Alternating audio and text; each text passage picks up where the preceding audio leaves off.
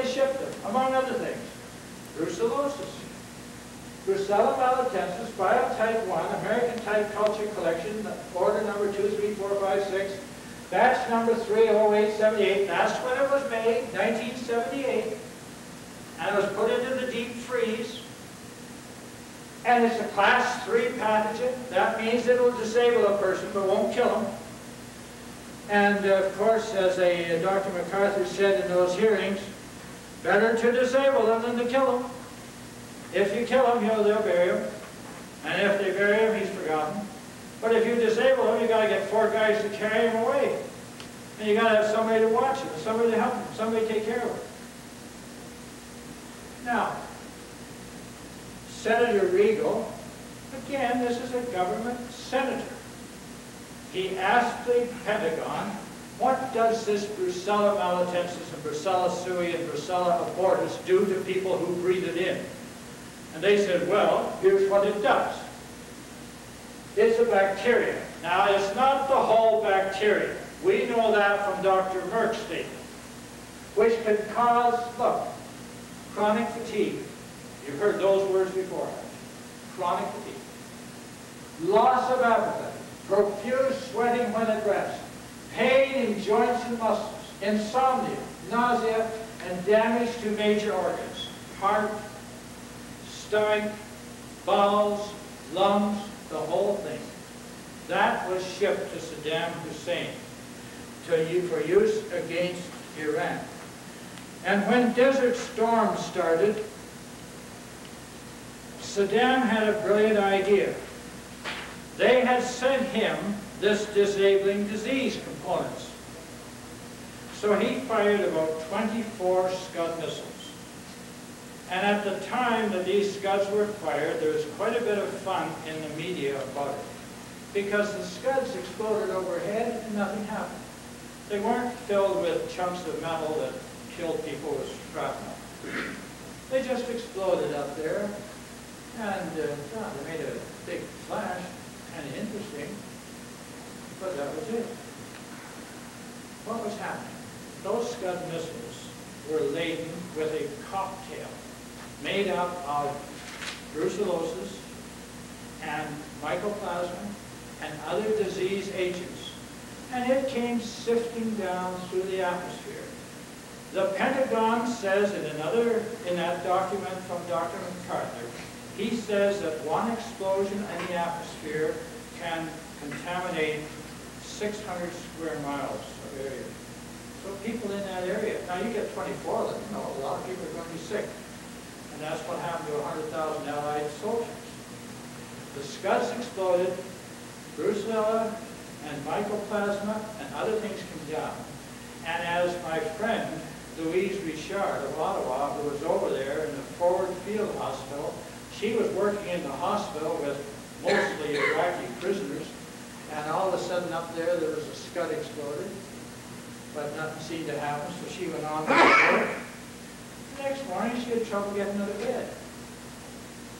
And a week later she was nauseous, migraine headache. 3 weeks later she was brushing her hair, and a great handful of hair came out, a great handful of it. Then she gave another stroke and another handful came out. And within about a week she was totally bald, and she is to this day. She doesn't have a hair on her body. And that was after that Scud exploded. And they tell her that that loss of hair, that nausea, that absence of sleep, and all the rest of it has nothing to do with what went on over there. You were just under stress. As I say, take up line dancing and find a new word. Now, what was Saddam doing? He was firing an incapacitating agent first. And if the Allies didn't stop the attack dead, then he would fire another round, and they would be loaded with anthrax, which he also had. And the Regal report lists, and one estimate from the Pentagon was that if he had fired anthrax, there would have been 70,000 dead Allied soldiers in the first week. 70,000 Allied soldiers would be lying in the desert around southern Iraq, dead with anthrax. And so, When the scuds exploded and the incapacitants came drifting down, Louise Richard says that the alarms were going off all over the place. There were 1,400 alarms went off signaling biological or chemical attack. But the biologic intelligence officers said to the people, don't worry about it, don't worry about it, that's a false alarm. But they notified the president, and the president said, oh my God. And at 1:30 in the morning, he phoned General Schwartzkopf, and he says, General, stop where you are. And General, this is reported in a couple of the very good histories of the war. General Schwartzkopf said, why stop, boss? We're making great progress. We'll be in Baghdad tomorrow. And George Bush said, I can't talk to you about it now, but stop. Don't move another foot. And be prepared to start withdrawing in 2 weeks' time. What did he know that Schwarzkopf didn't know? And I think Schwarzkopf knew. But of course, you let on you don't. This is called plausible deniability. Nobody ever told me, but they hinted at it. You know, go over there where a gas professor saw it. Well, that doesn't mean you're going to be attacked with gas, but it's a reasonable hint. They stopped the attack dead. And they started pulling out. And who's still in power? Saddam Hussein. Is Mr. Bush in power? No, he was gone next election. Is Margaret Thatcher in power? No, she's gone next election. Is Brian Mulroney, Prime Minister of Canada, in power? No, he was gone the next election. Saddam's still sitting there. Now, you see, they know he's got all this stuff because they gave it to him. And they just can't find it. And they know what they're looking for, but they can't say to the public, we know he's got it because we gave it to them. They've got to say, we think he's got it, and we want to keep looking until we find it. And Saddam says, no, sir. I've had enough of this. You can't look any longer. And they've got a problem. Because if they were to mount another attack, and they got hit with anthrax, it would be awful. Well, within a couple of weeks, the veterans began coming back from the wars, and out of nearly 1 million Allied forces, not quite, but getting close to it, 100,000 became ill.